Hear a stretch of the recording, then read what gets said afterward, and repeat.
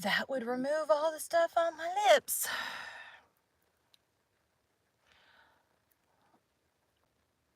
My usual pattern is use restroom, stuff on lips, get in here. Anyways, let's go. Today we'll be continuing Great Expectations by Charles Dickens. Chapter 8. Mr. Pumblechook's premises in the High Street off the market town. Mr. Pumblechook's premises in the High Street of the market town were of a peppercorny and Ferencleous character, as the premises of a corn chandler and seedsman should be. It appeared to me that he must be a very happy man indeed to have so many little drawers in his shop, and I wondered when I peeped into one or two on the lower tiers and saw the tied-up brown paper. I gotta redo that. I am too far forward. There we go. And I wondered when I peeped into one or two on the lower tiers and saw the tied-up brown paper packets inside, whether the flower seeds and bulbs ever wanted of a fine day to break out of those jails and bloom. It was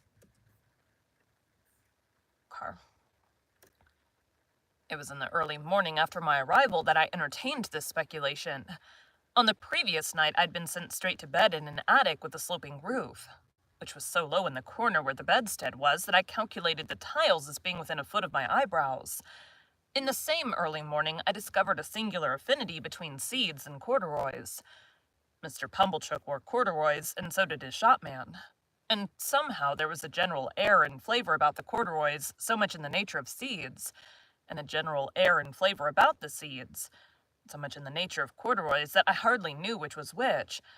The same opportunity served me for noticing that Mr. Pumblechook appeared to conduct his business by looking across the street at the saddler, who appeared to transact his business by keeping his eye on the coachmaker, who appeared to get on in life by putting his hands in his pockets and contemplating the baker, who in his turn folded his arms and stared at the grocer, who stood at his door and yawned at the chemist, the watchmaker always poring over a little desk with a magnifying glass at his eye, and always inspected by a group of smock frocks poring over him through the glass of his shop. Blah.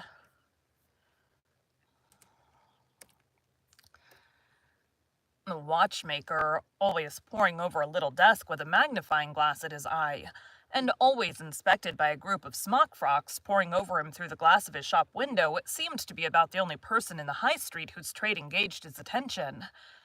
Mr. Pumblechook and I breakfasted at 8 o'clock in the parlor behind the shop, while the shopman took his mug of tea and hunch of bread and butter on a sack of peas in the front premises. I considered Mr. Pumblechook wretched company, besides being possessed by my sister's idea that a mortifying and penitential character ought to be imparted to my diet, besides giving me as much crumb as possible in combination with as little butter, and putting such a quantity of warm water into my milk that it would have been more candid to have left the milk out altogether. His conversation consisted of nothing but arithmetic. On my politely bidding him good morning, he said pompously,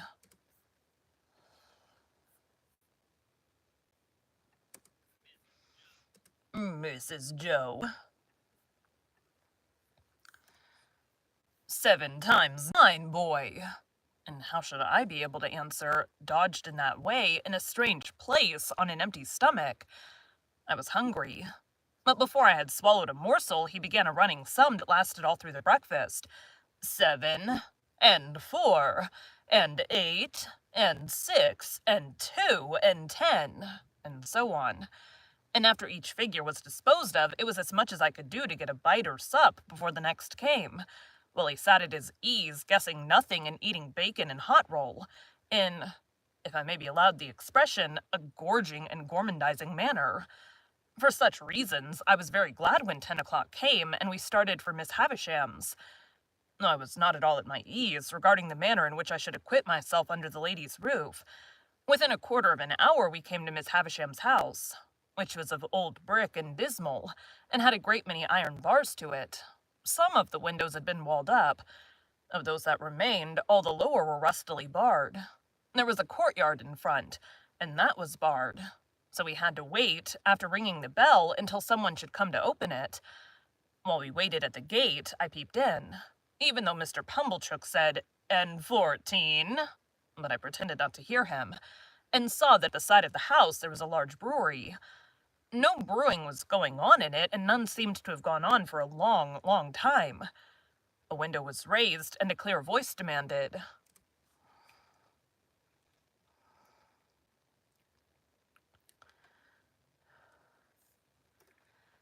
"What name?" To which my conductor replied, "Pumblechook." The voice returned, "Quite right," and the window was shut again, and a young lady came across the courtyard with keys in her hand. "This," said Mr. Pumblechook, "is Pip." "This is Pip, is it?" returned the young lady, who was very pretty and seemed very proud. "Come in, Pip." Save that. We don't know who that is yet, so we're just going to save it as sample, which is the default.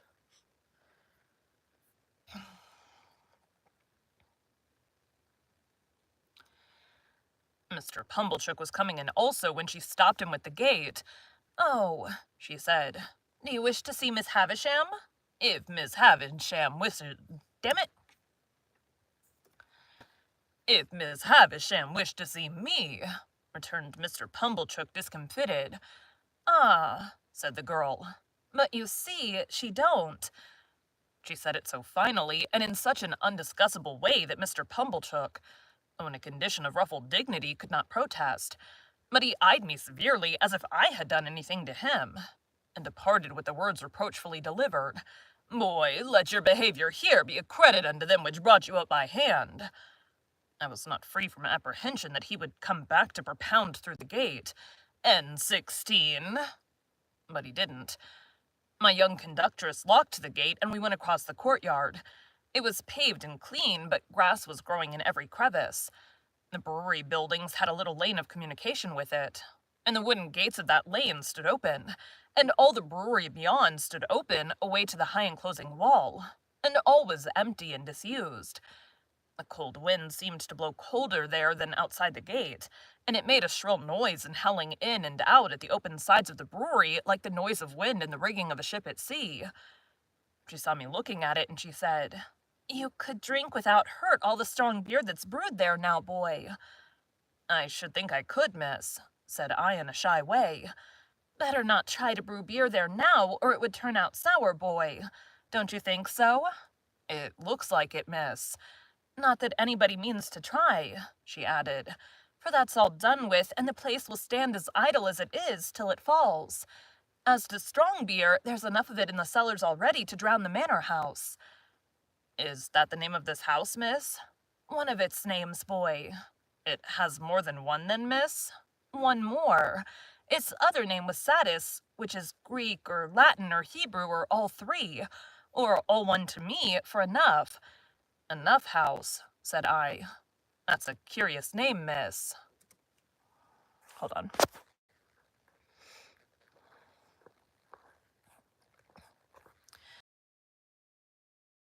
Up, and I'm like nervous that they're gonna like stolen.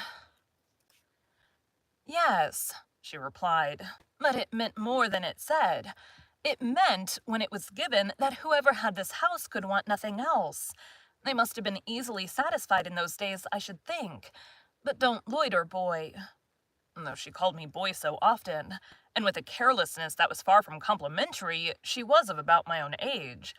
She seemed much older than I, of course, being a girl, and beautiful, and self-possessed, and she was as scornful of me as if she had been 1 and 20 and a queen.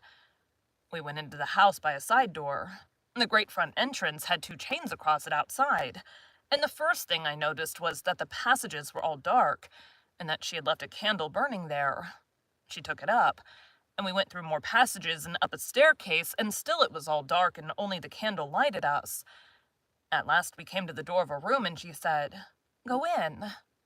I answered, more in shyness than politeness, "After you, miss."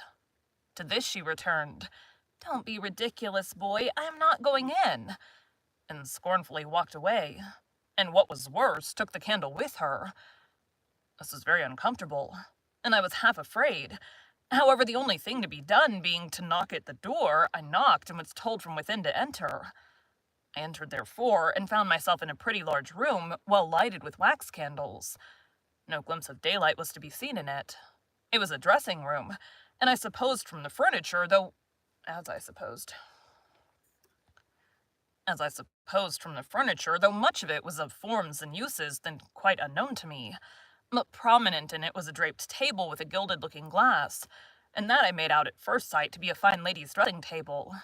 Whether I should have made out this object so soon if there had been no fine lady sitting at it, I cannot say. In an armchair, with an elbow resting on the table and her head leaning on that hand, sat the strangest lady I've ever seen or shall ever see. She was dressed in rich materials, satins and lace and silks, all of white. Her shoes were white, and she had a long white veil dependent from her hair, and she had bridal flowers in her hair, but her hair was white. Some bright jewels sparkled on her neck and on her hands, and some other jewels lay sparkling on the table. Dresses less splendid than the dress she wore, and half-packed trunks were scattered about. She had not quite finished dressing, for she had but one shoe on. The other was on the table near her hand. Her veil was but half arranged. Her watch and chain were not put on, and some lace for her bosom lay with those trinkets, and with her handkerchief and gloves and some flowers and a prayer book all confusedly heaped about the looking-glass. It was not in the first few moments that I saw all these things, though I saw more of them in the first moments than might be supposed. But I saw that everything within my view, which ought to be white, had been white long ago, and had lost its luster and was faded and yellow. I saw that the bride within the bridal dress had withered like the dress, and like the flowers, and had no brightness left but the brightness of her sunken eyes. I saw that the dress had been put upon the rounded figure of a young woman, and that the figure upon which it now hung loose had shrunk to skin and bone. Once I had been taken to see some ghastly waxwork at the fair, representing I know not what impossible personage lying in state. Once I'd been taken to one of our old marsh churches to see a skeleton in the ashes of a rich dress that had been dug out of a vault under the church pavement. Now, waxwork and skeleton seemed to have dark eyes that moved and looked at me. I should have cried out if I could.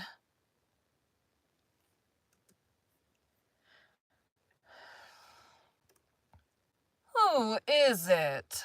said the lady at the table. "Pip, ma'am." "Pip?" "Mr. Pumblechook's boy, ma'am. Come to play." "Come nearer. Let me look at you. Come close."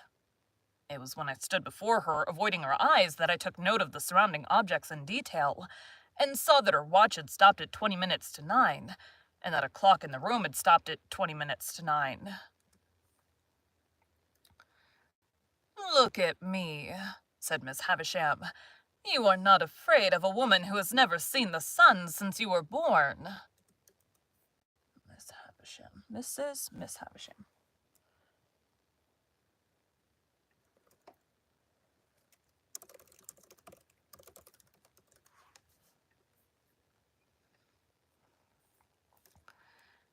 I regret to state that I was not afraid of telling the enormous lie comprehended in the answer. "No. Do you know what I touch here?" she said, laying her hands, one upon the other, on her left side. "Yes, ma'am." It made me think of the young man. "What do I touch?" "Your heart." "Broken." She uttered the word with an eager look, and with strong emphasis, and with a weird smile that had a kind of boast in it. Afterwards she kept her hands there for a little while, and slowly took them away as if they were heavy. "I am tired," said Miss Havisham.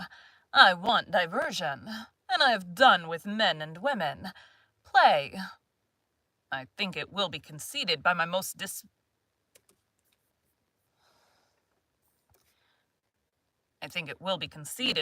disputatious reader that she could hardly have directed an unfortunate boy to do anything in the wide world more difficult to be done under the circumstances. "I sometimes have sick fancies," she went on, "and I have a sick fancy that I want to see some play. There, there," with an impatient movement of the fingers of her right hand. "Play, play, play."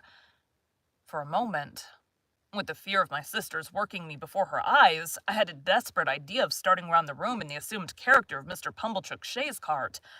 But I felt myself so unequal to the performance that I gave it up, and stood looking at Miss Havisham in what I suppose she took for a dogged manner, inasmuch as she said when we had taken a good look at each other, "Are you sullen and obstinate?"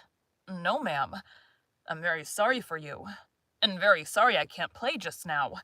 If you complain of me, I shall get into trouble with my sister, so I would do it if I could.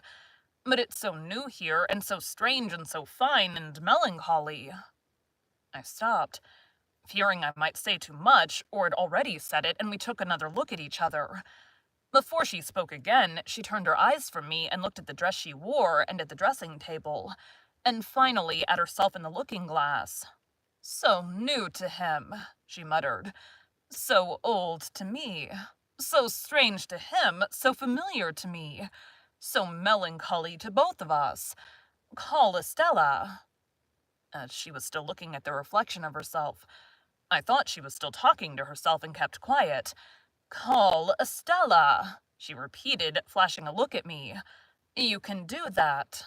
Call Estella at the door." To stand in the dark, to stand in the dark in a mysterious passage of an unknown house, bawling Estella to a scornful young lady neither visible nor responsive, and feeling it a dreadful liberty so to roar out her name, was almost as bad as playing to order. But she answered at last, and her light came along the dark passage like a star. Miss Havisham beckoned her to come close, and took up a jewel from the table and tried its effect upon her fair young bosom, and against her pretty brown hair. "Your own one day, my dear, and you will use it well. Let me see you play cards with this boy."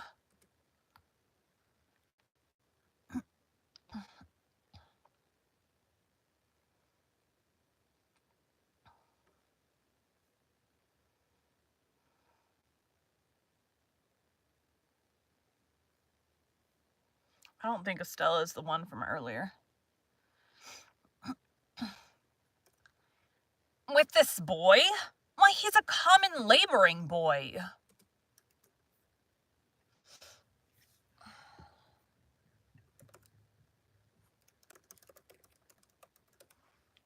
Check my front door again.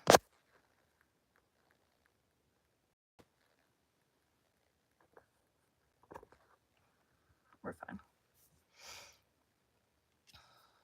Doop, doop, doop.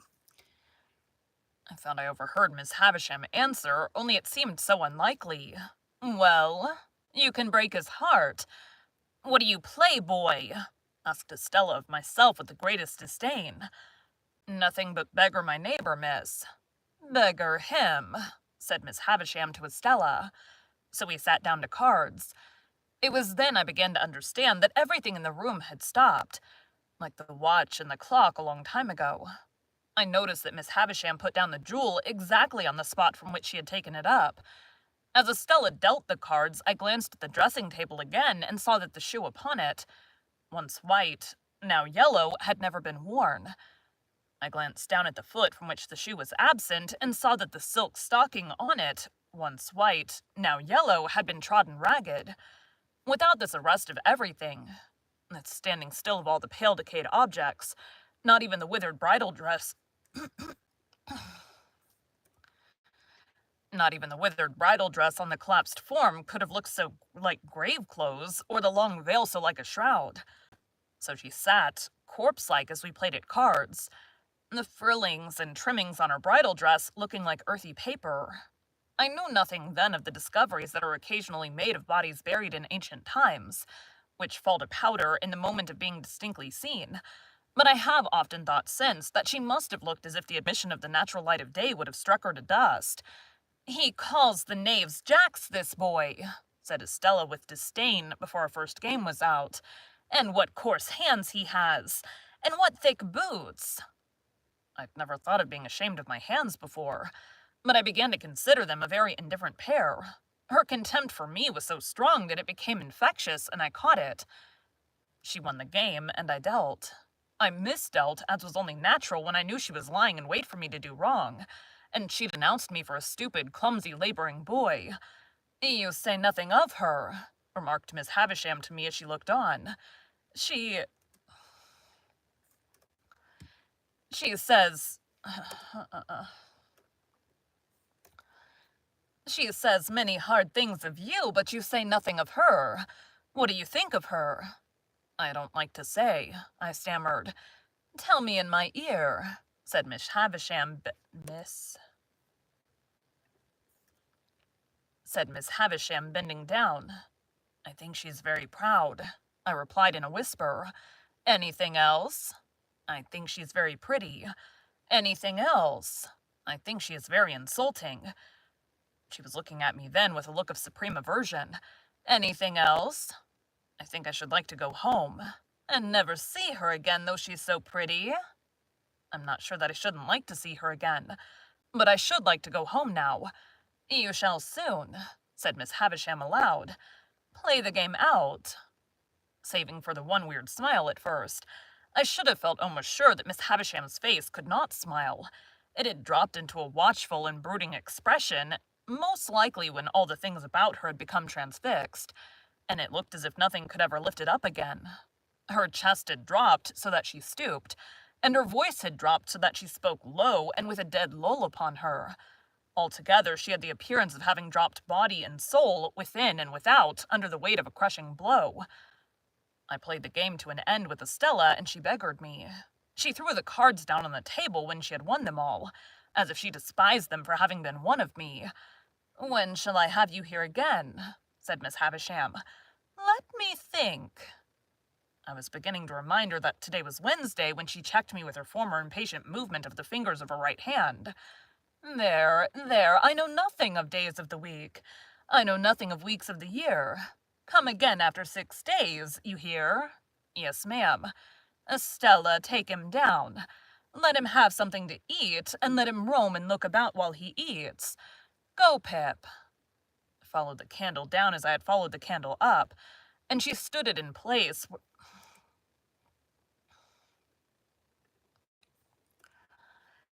And she stood it in the place where we had found it, until she opened the side entrance. I had fancied, without thinking about it, that it must necessarily be night-time. The rush of the daylight quite confounded me and made me feel as if I had been in the candlelight of the strange room many hours. You are to wait here, you boy, said Estella, and disappeared and closed the door. I took the opportunity of being alone in the courtyard to look at my coarse hands and my common boots. My opinion of those accessories was not favorable. They had...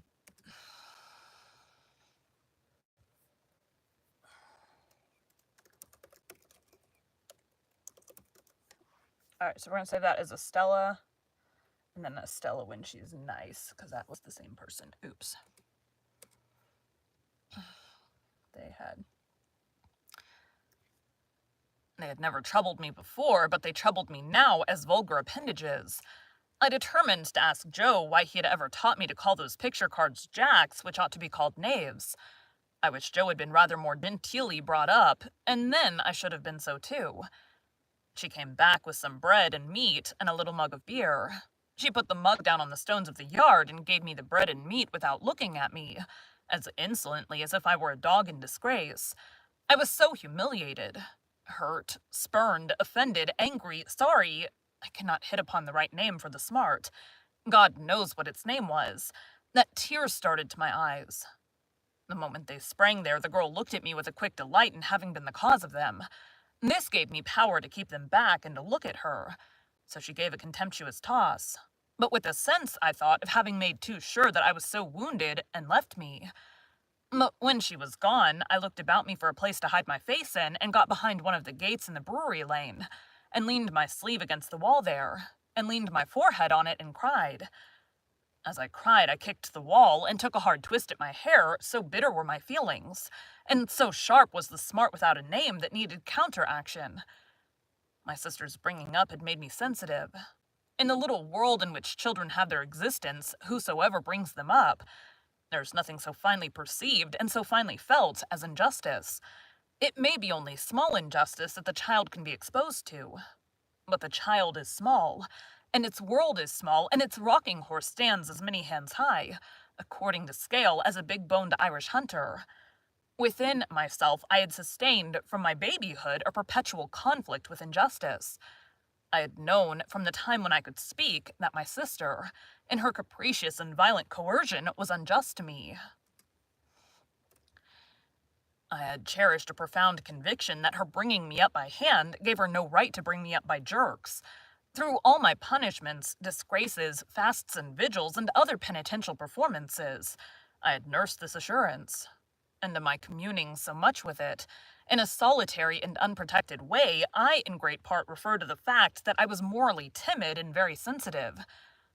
I got rid of my injured feelings for the time by kicking them into the brewery wall and twisting them out of my hair, and then I smoothed my face with my sleeve and came from behind the gate. The bread and meat were acceptable, and the beer was warming and tingling, and I was soon in spirits to look about me.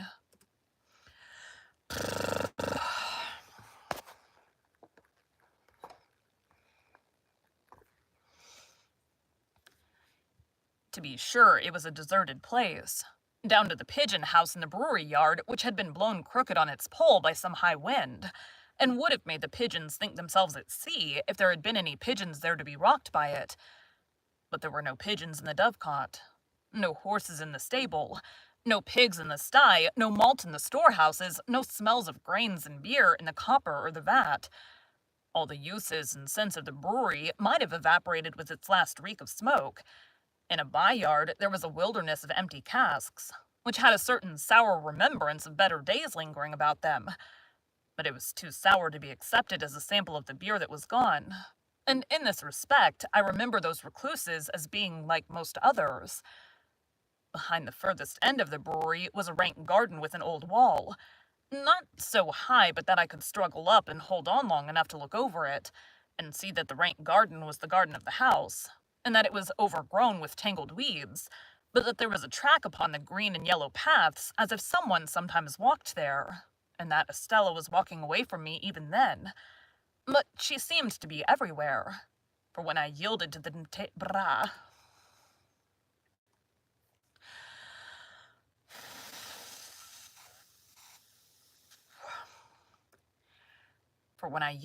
temptation presented by the casks and began to walk on them, I saw her walking on them at the end of the yard of casks. She had her back towards me and held her pretty brown hair spread out in her two hands, and never looked round and passed out of my view directly. So in the brewery itself, by which I mean the large paved lofty place in which they used to make the beer and where the brewing utensils still were, when I first went into it, and rather oppressed by its gloom, stood near the door looking about me, I saw her pass among the extinguished fires and ascend some light iron stairs and go out by a gallery high overhead as if she were going out into the sky. It was in this place, and at this moment, that a strange thing happened to my fancy. I thought it a strange thing then, and I thought it a stranger thing long afterwards. I turned my eyes, a little dimmed by looking up at the frosty light, towards a great wooden beam in a low nook of the building near me on my right hand, and I saw a figure hanging there by the neck, a figure all in yellow-white, but with one shoe to the feet, and it hung so that I could see that the faded trimmings of the dress were like earthy paper, and that the face was Miss Havisham's, with a movement going over the whole countenance as if she were trying to call to me. In the terror of seeing the figure, and in the terror of being certain that it had not been there a moment before, I at first ran from it, and then ran towards it, and my terror was greatest of all when I found no figure there. Nothing less than the frosty light of the cheerful sky, the sight of people passing beyond the bars of the courtyard gate, and the reviving influence of the rest of the bread and meat and beer would have brought me round. Even with those aids, I might not have come to myself as soon as I did. But that I saw Estella approaching with the keys to let me out, she would have some fair reason for looking down upon me, I thought, if she saw me frightened, and she would have no fair reason.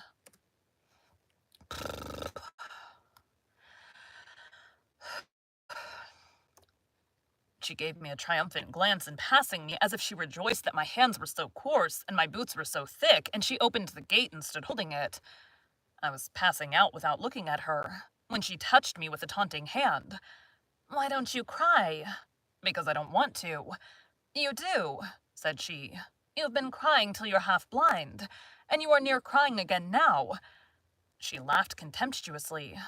pushed me out and locked the gate upon me. I went straight to Mr. Pumblechook's and was immensely relieved to find him not at home. So leaving word with the shopman on what day I was wanted at Miss Havisham's again, I set off on the 4-mile walk to our forge, pondering as I went along on all I had seen, and deeply revolving that I was a common laboring boy, that my hands were coarse, that my boots were thick, that I had fallen into a despicable habit of calling knaves jacks, that I was much more ignorant than I had considered myself last night, and generally that I was in a low-lived bad way. Thank you for joining Bite at a Time Books today, while we read a bite of one of your favorite classics. Again, my name is Bree Carlile, and I hope you come back tomorrow for the next bite of Great Expectations.